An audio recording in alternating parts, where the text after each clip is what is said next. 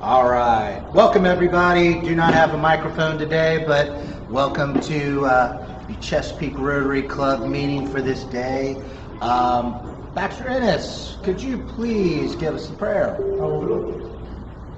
Heavenly Father, we just thank you for this day. We thank you for this time.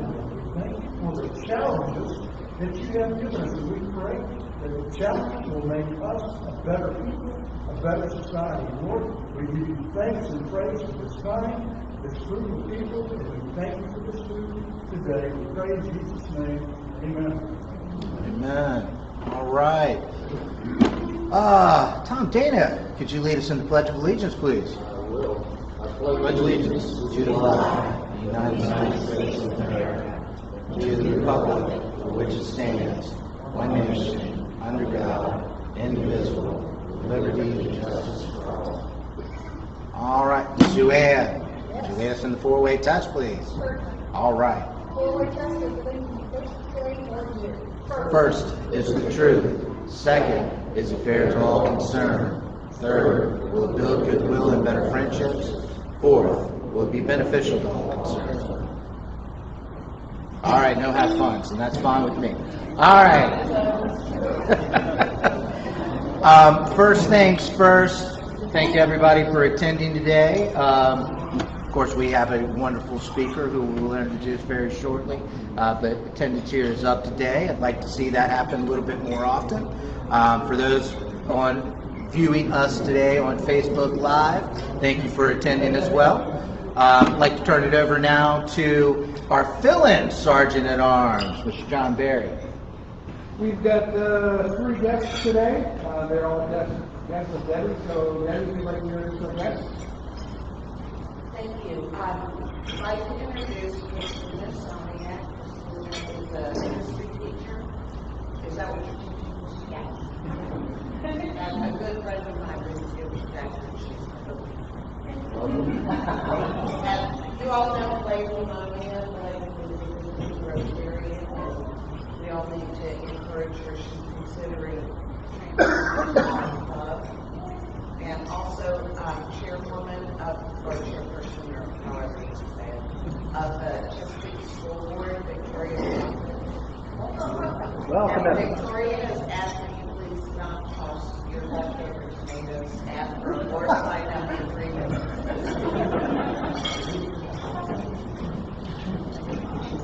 All right, thank you. So, Happy Bucks. Happy Bucks. Happy Bucks. Anybody got Happy Bucks today that they want to share? I don't have a microphone, so we'll just have to speak up. Marcelo? I'll take your $20 and $75. 2 of them. 2 of them. All right, thank you. Last time that my son came back from 207 days at sea without getting bored. I saw that. On the Eisenhower American. So we're having trouble back safely. Yesterday we celebrated 36th wedding anniversary. All right. Anybody else? Anybody else have any Happy Bucks they want to share? Some good news? Anyone? All right, back to you. All right. And as I said, thank you everybody. With the attendance, if we can keep it up like we have this week, Marcelo, we might get the raffle going back pretty soon. Get some gifts from people to raffle off and everything. But I do want a couple of weeks of consistency with this kind of attendance, so we'll keep it an eye on that and see what we do going forward. All right, I'm going to let her take her last bite of food, if she will. And have Victoria Provitt come up and introduce our guest speaker for today.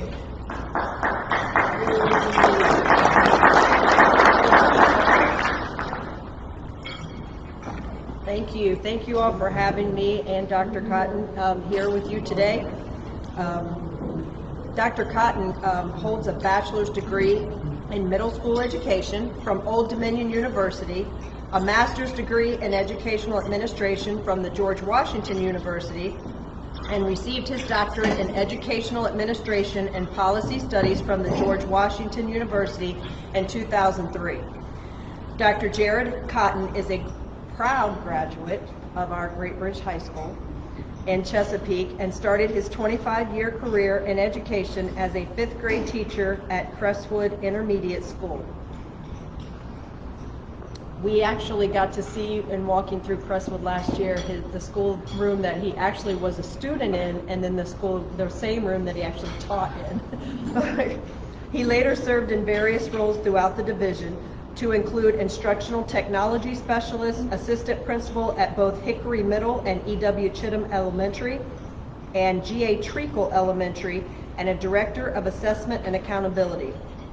Dr. Cotton served for more than 6 years as an associate superintendent for educational leadership and assessment for Virginia Beach City Public Schools before being appointed as the superintendent of Henry County Public Schools in 2012. He served Henry County for over 6 years and then was recently named the 2019 Virginia State Superintendent of the Year by the Virginia Association of School Superintendents. Right as he was named that, we got to snag him back to Chesapeake. Dr. Cotton brings skills and abilities to Chesapeake that include collaborative leadership style, expertise in strategic planning, curriculum, and instruction. He and his wife, Joanna, who is also an educator, have 2 grown children, William and Michaela, and I am proud to introduce our superintendent, Dr. Jared Cotton.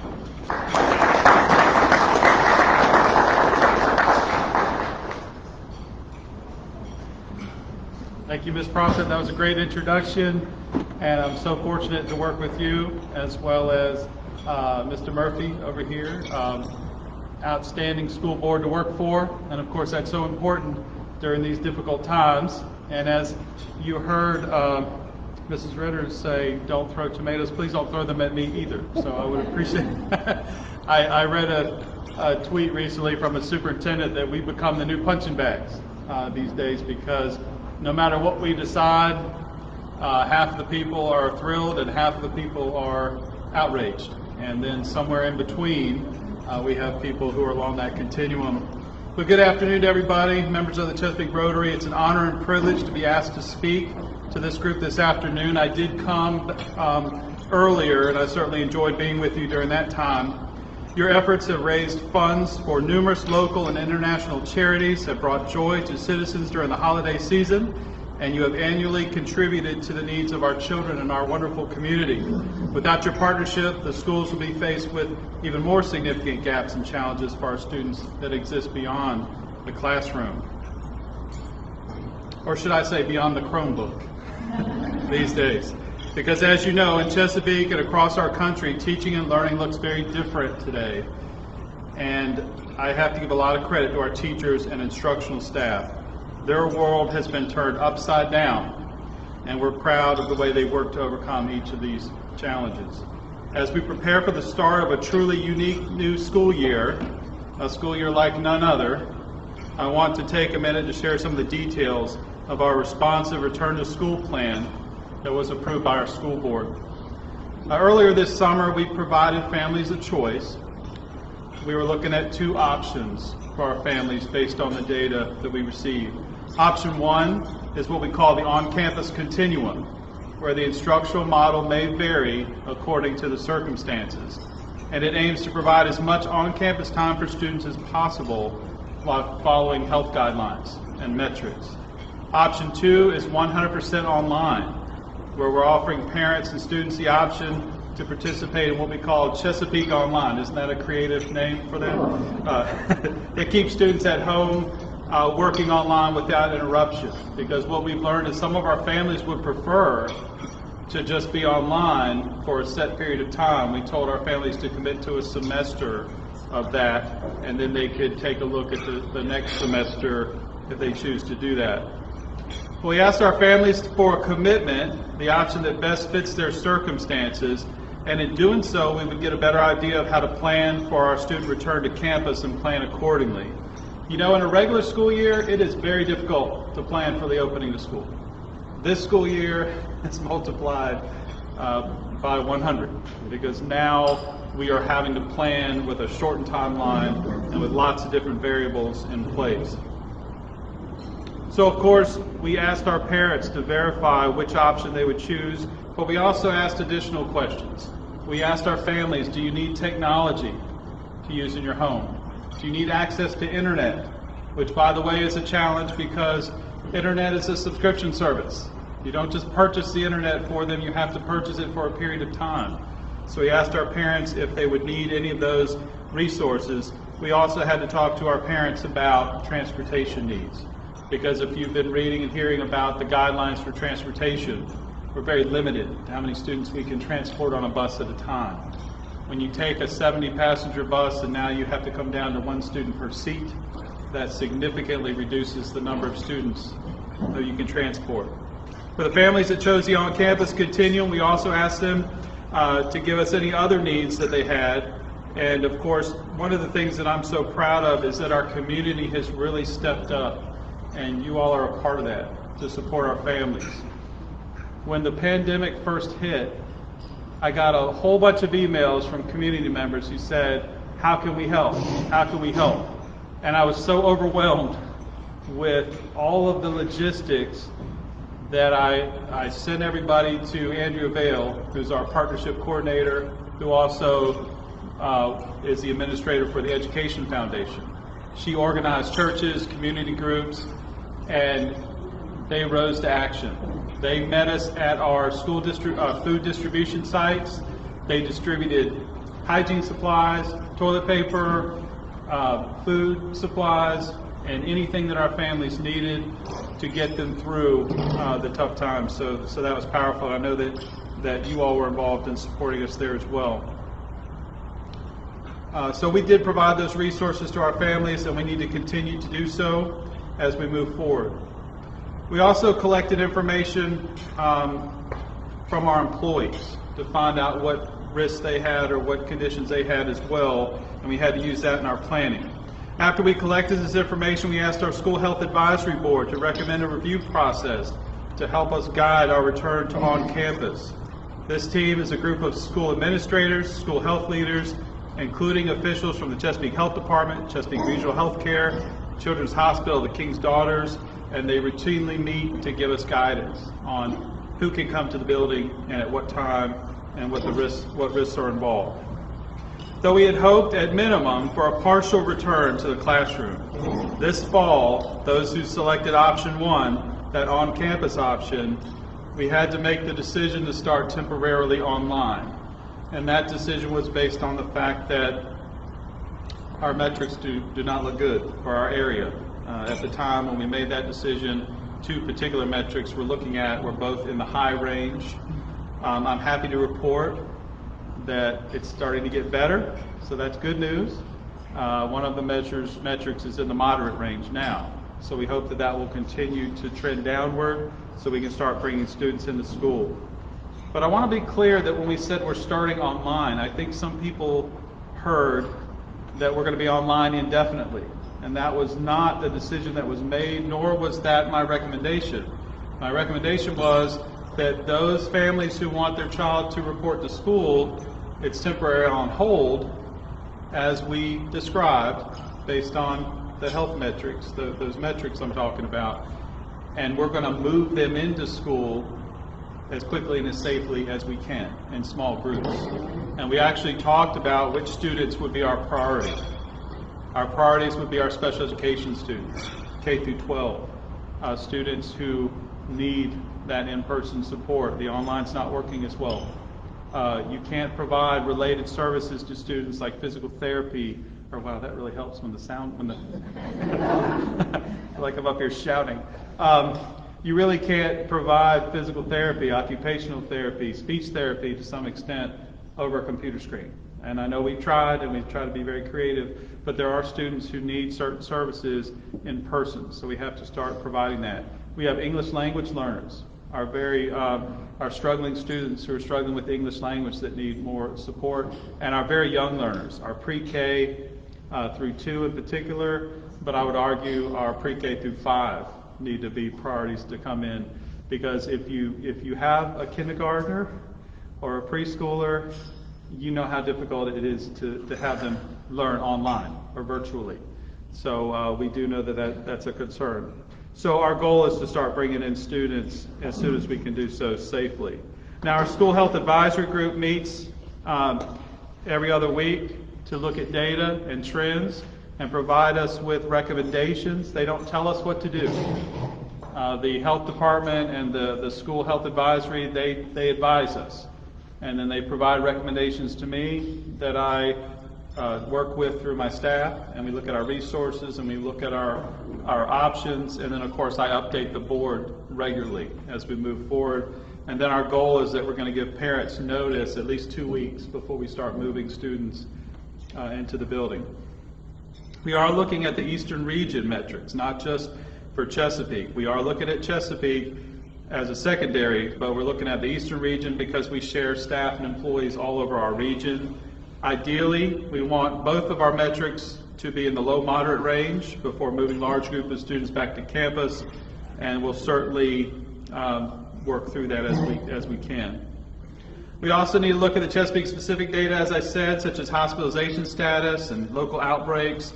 We have to look at individual schools, because once we start bringing students back to school, even though we're going to give 2 weeks notice before we bring students back, the reality is if we have an outbreak in a school, then we have to immediately move to online to protect our students and staff. So those parents who chose the on-campus option, it's going to be a little bit of a roller coaster at times where we have to maybe revert to online and then come back. Not ideal, not what any of us want to do, which is why some of our parents who chose online said, you know what, I'll just do online so that I know what to expect. But again, we want to paint a picture of what we're dealing with. And by the way, we've never done this before. So, you know when you say you're building the plane as you're flying? Yeah, the plane took off before we had a chance to even put the most important pieces on. So we are working hard to work through this.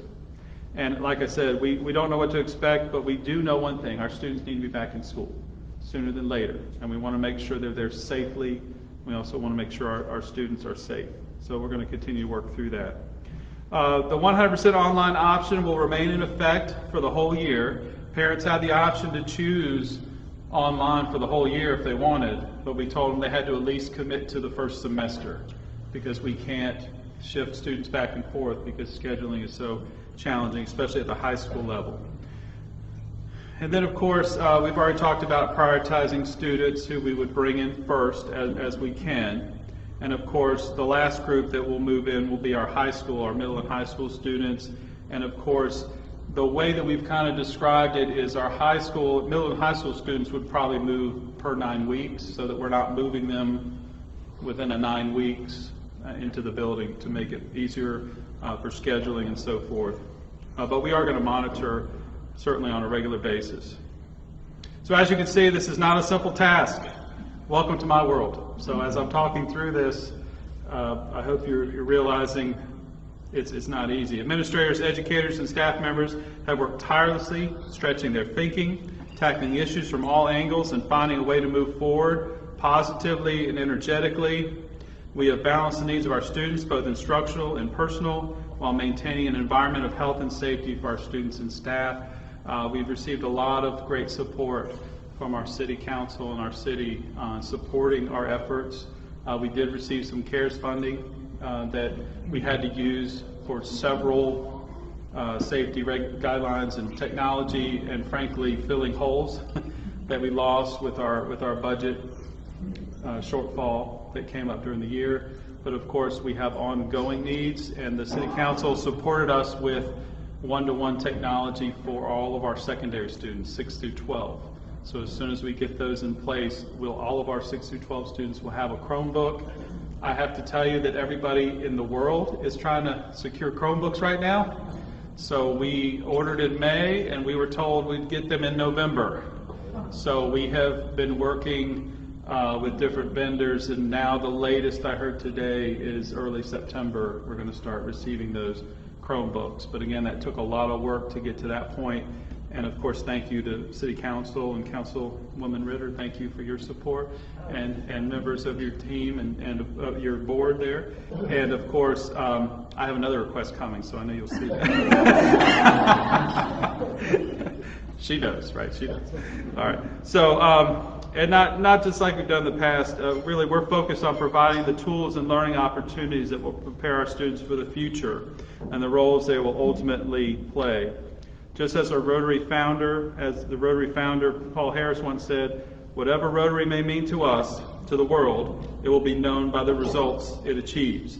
And whatever Chesapeake Public Schools may mean to us, to our community, it will be known by the achievements of the children entrusted in our care. So I do thank you for all you've done. Thank you for giving back to the city of Chesapeake, and thank you for supporting us.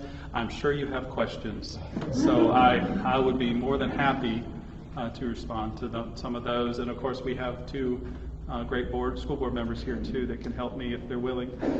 Yes, sir. Can you share with us any statistics on how many percentage-wise shows online versus I want to go back to the building? As far as families? Or, Yeah, because they had the choice, online or go back to school. Sure. Was it like 50-50 or? I mean, well, I can tell you that when we presented to the school board, we had not heard from every family. Every family had not responded at that time. At that time, about 58% reported that they'd like to be on site, and then the remaining percent chose the online. And I'll also tell you that some of our families did not make a selection, so we defaulted them to the on-campus option if we didn't hear from the families. And by the way, our principals called every house to try to get a response and talk to our families, so we still had some who we didn't hear from. But I would tell you something that's been interesting as I've looked at the numbers. Citywide, it's about 30% who want to do 100% online, which is kind of where I predicted it to be. I thought it'd be about 20 to 30%.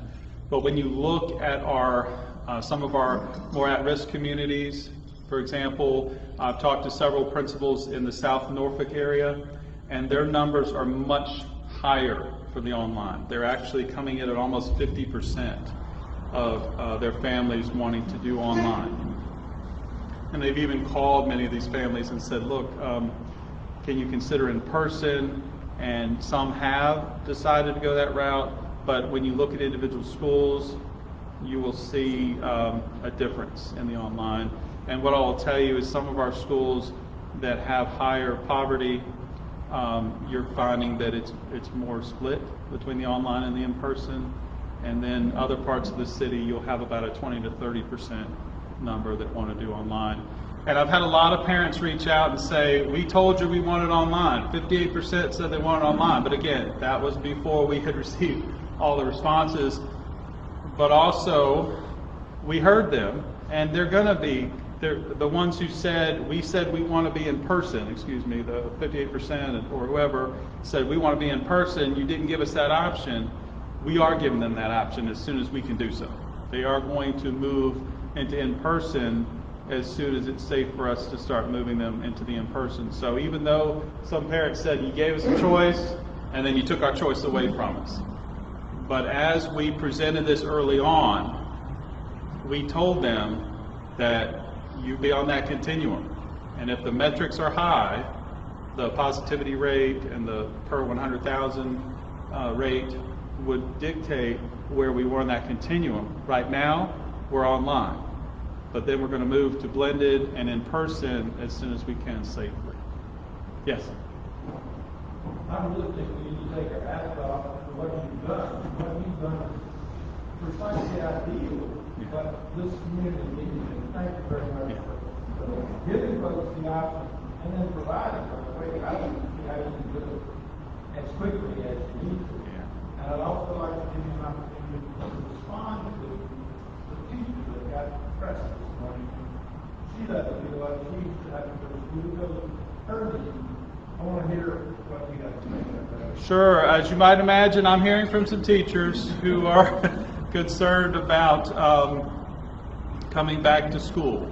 We are expecting our teachers, we're having them come back 2 days a week initially. The returning teachers actually come back on, I believe it's 27th, 28th, somewhere around there, where they can work on campus or at home. But that next week, the next 2 weeks, we're having them come in at least 2 days a week to kind of come in and learn about the safety precautions, set up their learning space, practice the mitigation strategies, which we practiced in here, we put in place here. You gotta sign in with whether or not you have a fever, if you have any symptoms, you gotta do that online, not at the front desk where everybody's gathering, but online in your personal classroom.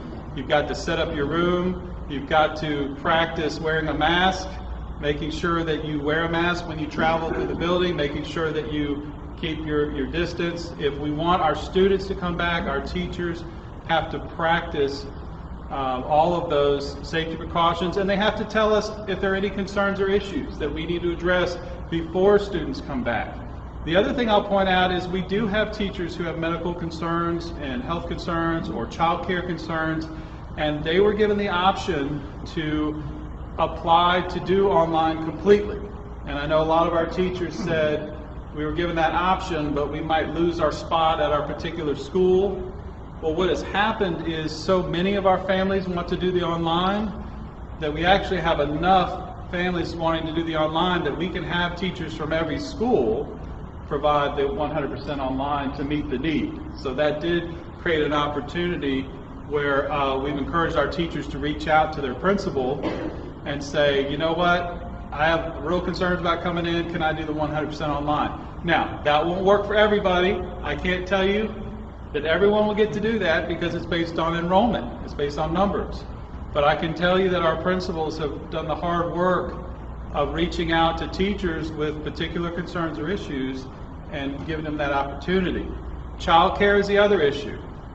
We have teachers who are concerned about child care. We did negotiate a partnership with the YMCA to receive affordable child care for our employees' children. Of course, we were quickly told that it's not affordable because it's not free, because there is a cost to that, which is much less than they charge everyone else. However, and trying to be flexible and understanding, we have told our principals to work with teachers on child care and allow teachers to bring their children to their personal classroom during the day so that they, as long as they don't interfere with them performing their duties. Because again, remember, it's not a long term. Our hope is that students are going to start coming in. When the students start coming in, your personal children can't be there, right? Because you have to teach your class. So we're hoping it's a short term.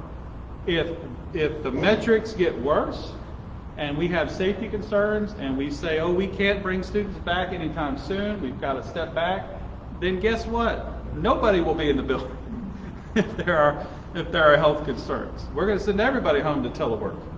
But we also have to keep in mind that we have a large number of employees who they don't work if students aren't in school. So then the question becomes, do we continue to pay all of these employees? And yes, we want to, because we care about our employees, but how long can you pay employees who are not able to work? So I mean, that's another issue that we have to face. So these are all things, like I said, welcome to my world, right? These are all, I'm looking at Mr. Murphy, you know what I'm talking about. These are all things that we are grappling with, and it's hard work, and unfortunately the court of public opinion is not kind to us because you know, they see the one side, but we care about our employees. We're doing the best we can to support them, but we also need to focus on our mission, and that is to bring our students back to school as quickly and safely as possible. Yes. Give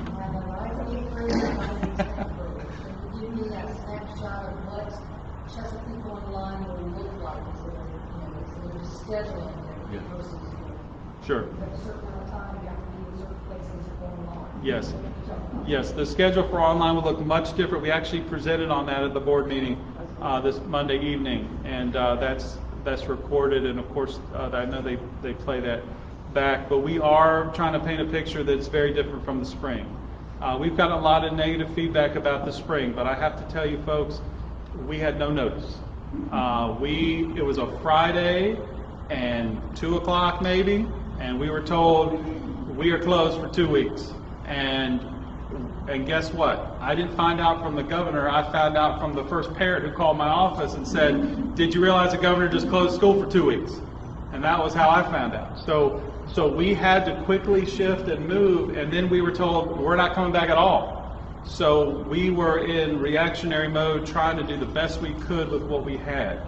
Now we've had an entire summer to plan, to make sure that our students have the devices they need, the internet if they need it, and we're working on a schedule that will be more structured. For example, as an 8th grader or a high schooler, they'll have segments throughout the day. Of course, we have a high school teacher over here. They'll have segments throughout the day that will be for each of their blocks for a period of time, and they'll have regular check-ins, and they'll have what we call synchronous learning, live, and then asynchronous, where they'll have things that they'll do at the synchronous and asynchronous, where they'll have work that they'll do outside of hours. And then, of course, the Schoology platform that we purchased is a learning management system, so we know when students are engaged in the work. We have a record of that they're working, because I've heard from families who say, what if I can't go live and I have to work later?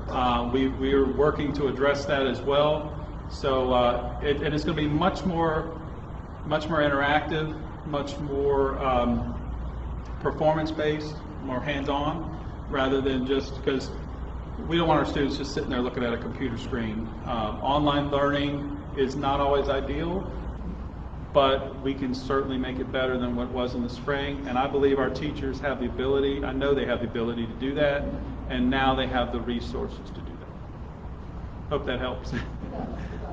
Yes. Do you see this as a long-term dynamic change within your industry, meaning that homeschooling is going to grow out of this in a major way as people start looking at it and saying, hey, this lifestyle, a large number of them maybe don't like it, a lot like you're seeing within the cities and the exodus out of major cities now with millennials? Sure. Excellent question. Is this going to be a part of what we do moving forward? And I will say yes. I've always wanted us to offer a Chesapeake online option for our students and families, because frankly, some of the students we lose to homeschool is because of the lack of flexibility in the schedule. We have small cases where we have students that I deal with who are studying to be a world famous gymnast, or they're working on some special program they're involved in, and it conflicts with the school schedule. And then we all come together and say, no, you got to follow the schedule, you got to be at school at this time. And I've been pushing my team to say, you know what? Learning doesn't happen for everybody, 8 to 3. Learning can happen at lots of different times. It can happen in person, it can happen online, it can be, we really need to broaden our definition of learning. You all know this, because the time you spend in a classroom does not equal learning. You've been in classrooms or lectures or whatever where you walk out and say, I didn't learn a daggone thing, and I've been sitting here for 2 hours, right? Where you've been in other situations where you were more active, you were hands-on, you were more engaged, and you learned more from that experience than any other.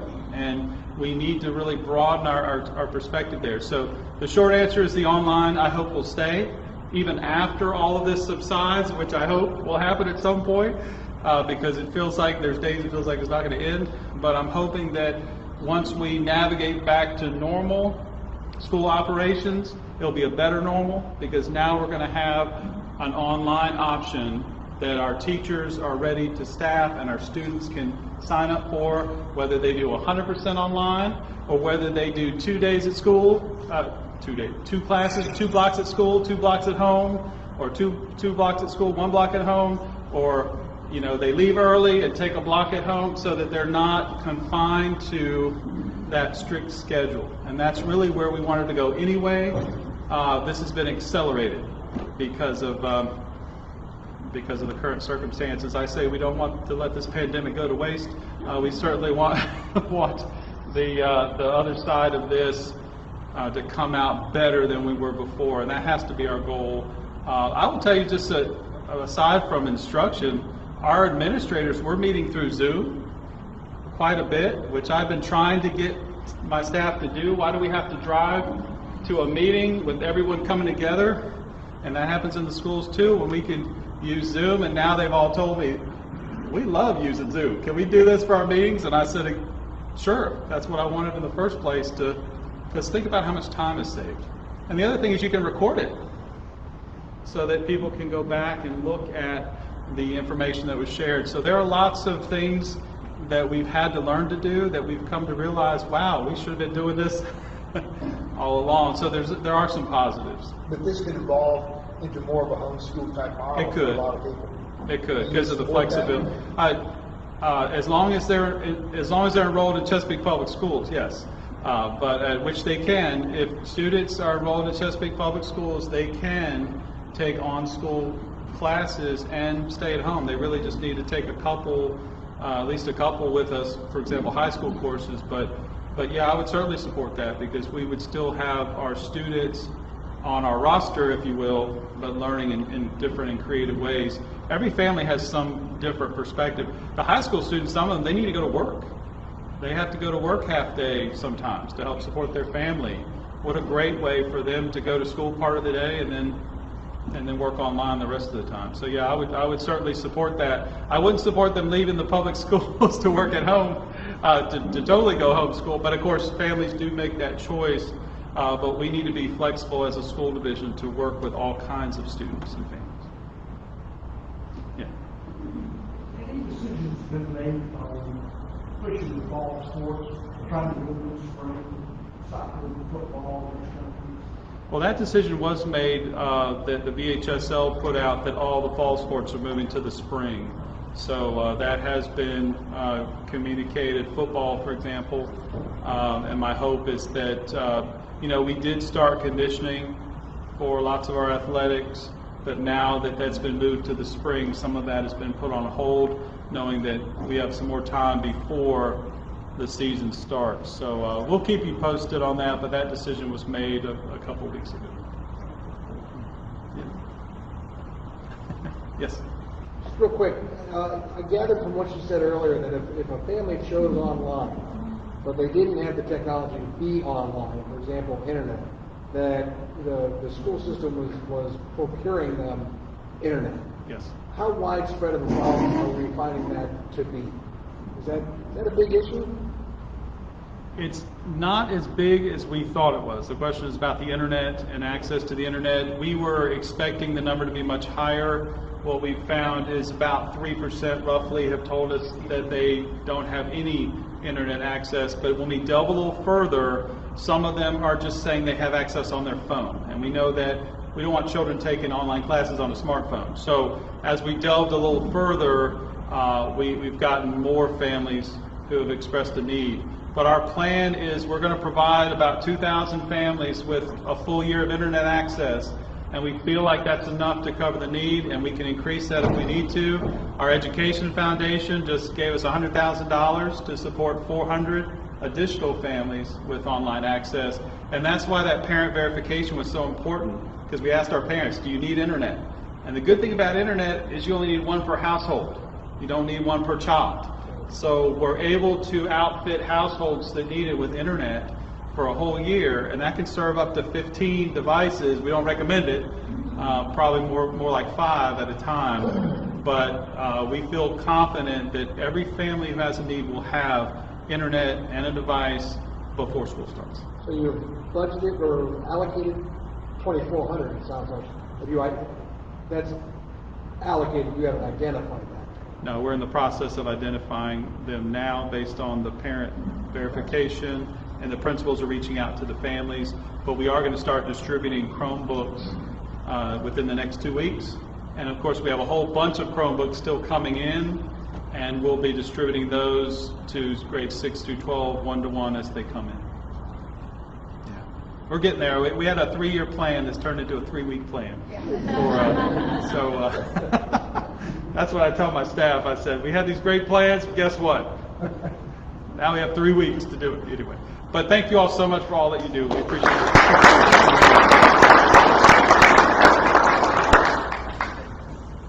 All right. Thank you very much, Dr. Cotton.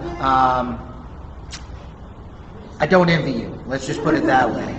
Difficult times for everybody, but I can't imagine a much harder job than dealing with parents and students and stuff during these difficult times. So I don't envy you, but certainly appreciate everything that you're doing for the city of Chesapeake. Thank you. All right, next week we do have our district governor, Julie Cockrell, will be here. to meet with us, and then we finish off the month with the Chief of Police, Kelvin Bryant. So thank you again, everybody, for attending here today. Hopefully we get a crowd like this here on out. And if there is nothing more for the good of Rotary, we are adjourned.